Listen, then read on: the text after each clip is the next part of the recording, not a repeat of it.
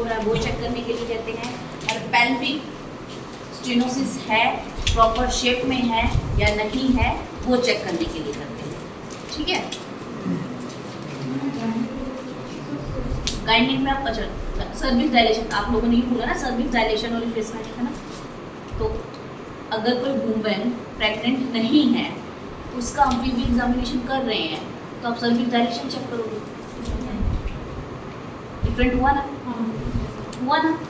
तो जो गायनिक है, मतलब गायनिक पहले तो सिंगल लेडी होगी, अनमैरिड होगी, उनमें हम नहीं करते जब तक कोई कॉम्प्लिकेशन ना हो या हमें करने की नीड ना पड़े। ठीक है, मोस्टली नहीं करते, 99% तो हम नहीं करते, इवन TBS भी उन लोगों में हम नहीं करते। बट कोई मैरिड है, कोई कॉम्प्लिकेशन लेके आई है कि मेरे को इचिंग हो रही है या सर्विक्स में प्रॉब्लम हो रही है, या जब मैं बैठती हूँ मुझे पेन हो रहा है, ठीक है, या मैं कफिंग या स्नीजिंग करती हूँ तो मेरा यूरिन लगता है कि यूट्रस बाहर आ गया है। ठीक है, तो उस वक्त हम गायनिक चेक करते हैं कि यूट्रस बाहर आ गया, तो यूट्रस की पोजीशन क्या है, बाहर दिख रहा है यूट्रस, उसको क्या बोलते हैं? Uterine prolapse. ओके, और यूट्रस की पोजीशन कैसे चेक करोगे?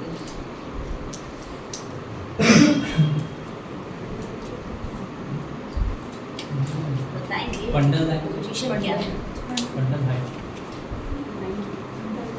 प्रेग्नेंट में नहीं, गायनिक में, गायनिक में लो, गायनिक में लो।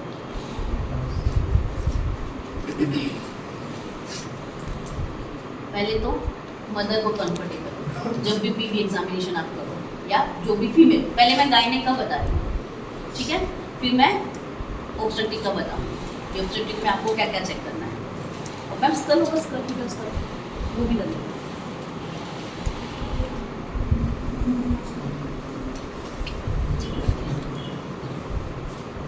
आप डायमीटर भी PV एग्जामिनेशन में चेक कर सकते हैं, पता है? चलो, normal vaginal speculum according to size होता है। अगर मल्टीपारा है तो 4 नंबर या 6 नंबर का ब्लेड यूज़ किया जाएगा। अगर प्राइमरी ग्रेविडा है या एक बार भी उन्होंने प्रेगनेंसी का सिप नहीं किया तो उनका 2 नंबर का या 3 नंबर का ब्लेड यूज़ किया जाएगा। ओके, एक ये होता है वजाइनल स्पेक्युलम, जिसको सीम स्पेक्युलम कहते हैं। ठीक है, एक होता है कॉस्को स्पेक्युलम। कॉस्कोस मेरे पास है नहीं, इवन मार्केट में भी नहीं था, यहाँ है तो लाओ।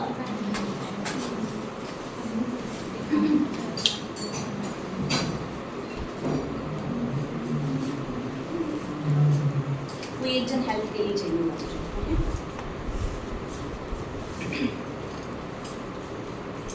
मैं नोट करूँ। चलो, इसको कॉस्कोस कहते हैं। अब मुझे बताओ, बेटर विजुअलाइजेशन किसके अंदर होगा? हाउ?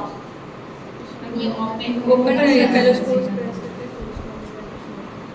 आपके हिसाब से बेटर विजुअलाइजेशन इसके अंदर होगा? और मैं कहूँ नहीं तो मैं गायनिक पे ही हूँ अभी, ऑब्स्टेट्रिक में नहीं हूँ। ऑब्स्टेट्रिक में अब ये डालते भी नहीं है। ठीक है, ये है वजाइना।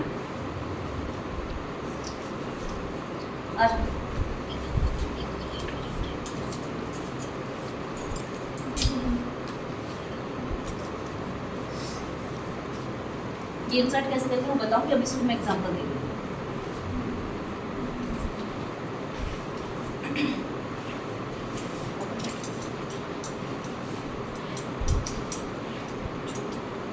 कैच कर लो, ठीक है, ऐसे इंसर्ट होता है।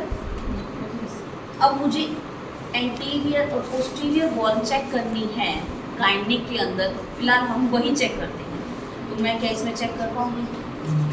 मतलब मुझे ये सतह भी चेक करनी है और ये सतह भी चेक करनी है। हाँ, इसमें सर्विक्स का प्रॉपर आपको दिखेगा, सर्विक्स विजुअलाइजेशन प्रॉपर होगा, बट इसमें एक डिसएडवांटेज ये है कि एंटीरियर और पोस्टीरियर वॉल अगर आपको चेक करनी होती है तो आप उसमें विजुअलाइजेशन नहीं कर पाते। आपको पैप्स में टेस्ट लेना है, सर्विक्स को चेक करना है, ठीक है, तब आप ये यूज़ कर सकते हो, तब भी बेटर है। अपने आप इसको जरूरत नहीं पड़ती किसी और को असिस्ट करने की, बट इसमें जो होती है इनमें असिस्ट करने की जरूरत पड़ती है। ठीक है, ये दो इनके डिफरेंस है। चलो, PV एग्जामिनेशन कर रहे हो, ठीक है, सबसे पहले क्या करेंगे?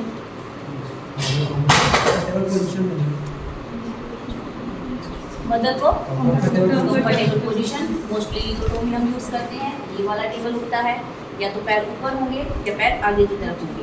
जो ये हिप पोर्शन होगा वो आपका नीचे की साइड होगा, ठीक है। हिप पोर्शन को कोई सपोर्ट नहीं होगा, बैक पर आप कुशन रख सकते हैं, ठीक है। क्यों सपोर्ट नहीं होगा?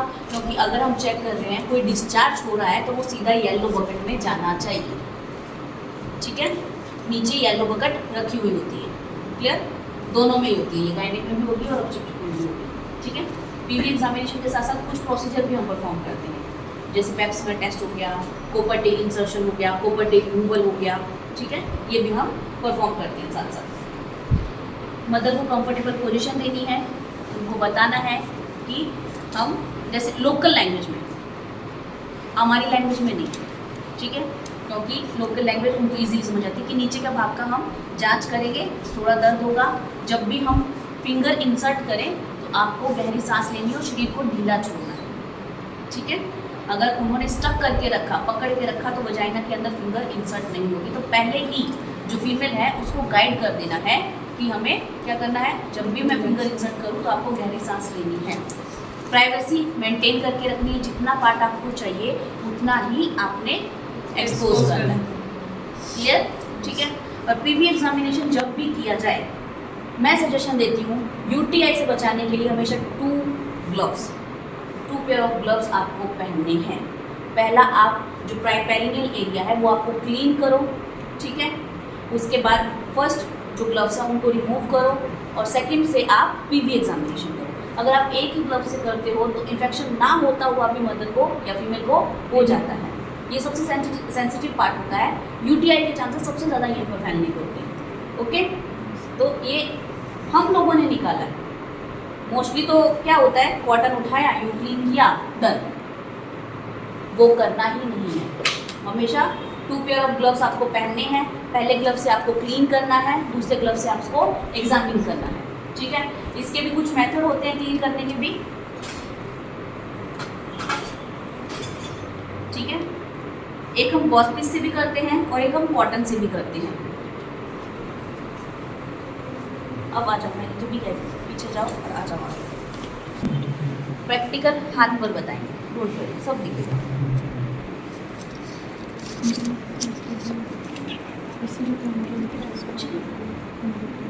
जो मोस्टली हॉस्पिटल्स में यूज़ किया जाता है, एक स्टॉक का, ये आपने लिया, ये किया,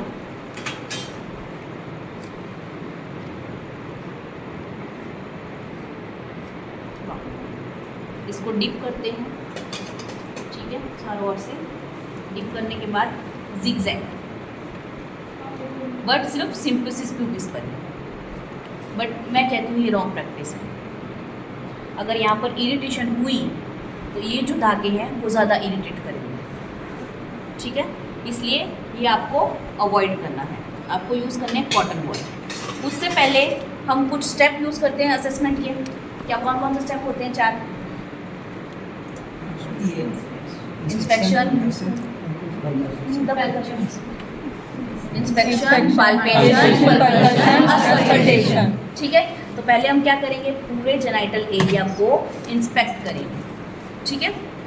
क्या इंस्पेक्ट करोगे, कोई स्कार है या नहीं, डायलेट करके रखता है। अब आपके बॉडी में प्रोजेक्शन का लेवल डिक्रीज हुआ है तो ब्लड वेसल क्या होगी, कॉन्ट्रैक्ट होगी, ब्लड फ्लो बंद हो जाएगा। जो आपकी एंडोमेट्रियम वॉल जो बन रही है ना, उसके पास वो ब्लड फ्लो बंद हो जाएगा, ठीक है। और कहीं भी कोई भी चीज़ अगर नेक्रोसिस होती है तो वो अपने आप डिजेनरेट होना स्टार्ट हो जाती है, क्लियर।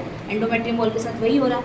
अब ये एंडोमेट्रियम वॉल 28वें या 25वें दिन के आसपास थोड़ा थोड़ा ब्लड जो है इंटरनल ओस के आसपास होना इकट्ठा हो जाता है, ठीक है। इंटरनल ओस पे आए हैं हमारे प्रोस्टाग्लैंडिन के रिसेप्टर्स, जो बार बार इंटरनल ओस जब ट्रिगर होती है ना कि ब्लड यहाँ पर पड़ा है, हमें 5 दिन पहले थोड़ा पेन फील होना, हैवीनेस होना स्टार्ट हो जाता है, बैक पेन होना स्टार्ट हो जाता है, ठीक है, वो प्रोस्टाग्लैंडिन की वजह से। ये हमारी बॉडी रिलीज़ करवाती है, ब्रेन को सिग्नल भेजेगी और ब्रेन प्रोस्टाग्लैंडिन रिलीज़ करवाता है बॉडी से। अब वो प्रोस्टाग्लैंडिन क्या करेंगे, आपके जो एंडोमेट्रियम जो मायोमेट्रियम लेयर है उसके ऊपर रिएक्ट करते हैं। क्यों रिएक्ट करते हैं मायोमेट्रियम लेयर पर? क्या होता है मायोमेट्रियम लेयर में?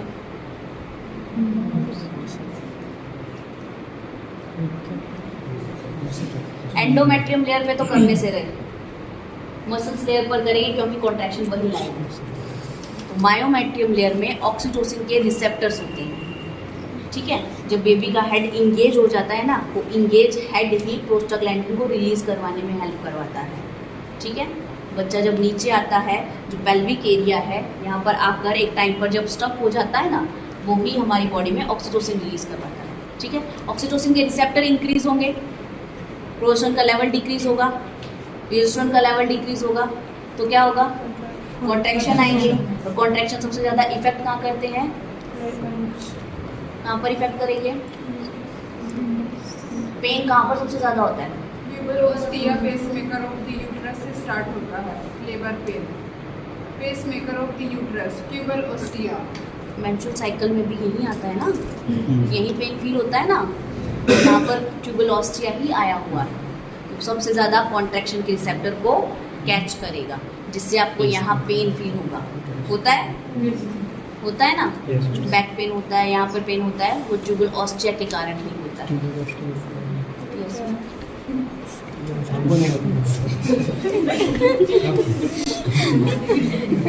ठीक है। अब वो ऑक्सीटोसिन के रिसेप्टर बढ़े, यूट्रस कॉन्ट्रैक्ट हुआ, सर्विक्स डायलेशन हुआ, पहले दिन आपको स्पॉटिंग दिखती है, फिर मेंस्ट्रुएशन हैवी ब्लीडिंग हो जाती है जब डायलेशन पूरा हो जाता है, ठीक है। ये कारण होते हैं। चलो बहुत डीप में चले गए, बाहर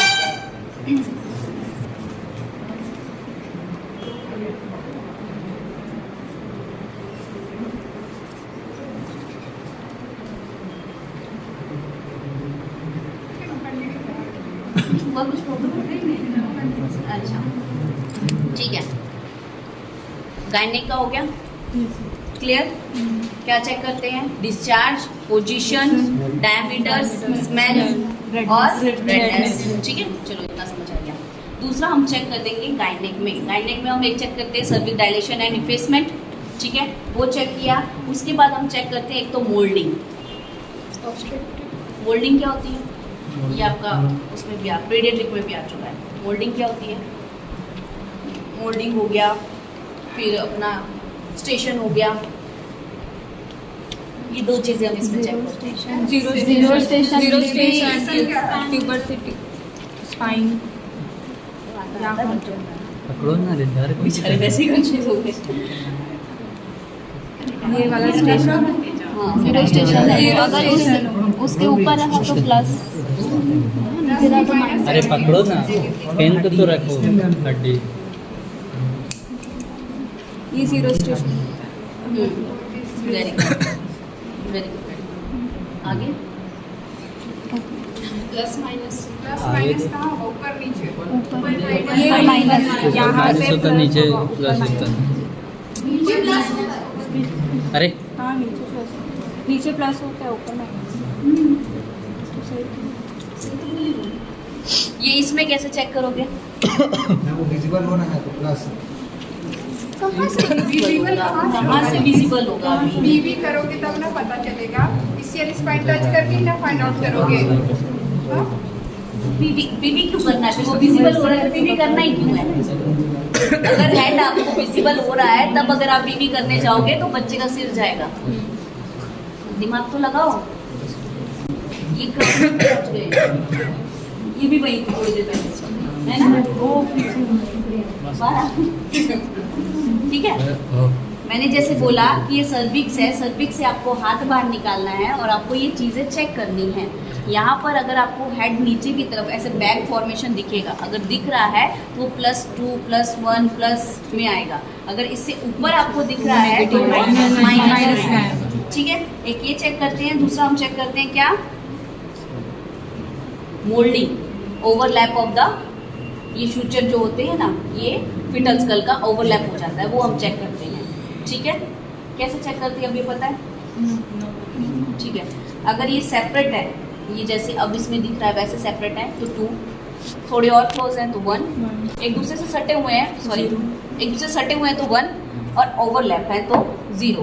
ओवरलैप है वो आपको कैसे पता चलेगा, तो जैसे आप ये चीज़ देख रहे हो, ऐसा फिंगर फोल्ड करो और फील करो, मैं वो खेल के बताइए। हाँ, ये पोर्शन आपको सेम यहाँ पर फील होता है जब ये फ्यूचर एक दूसरे के ऊपर ओवरलैप हो जाता है। ठीक है, क्लियर?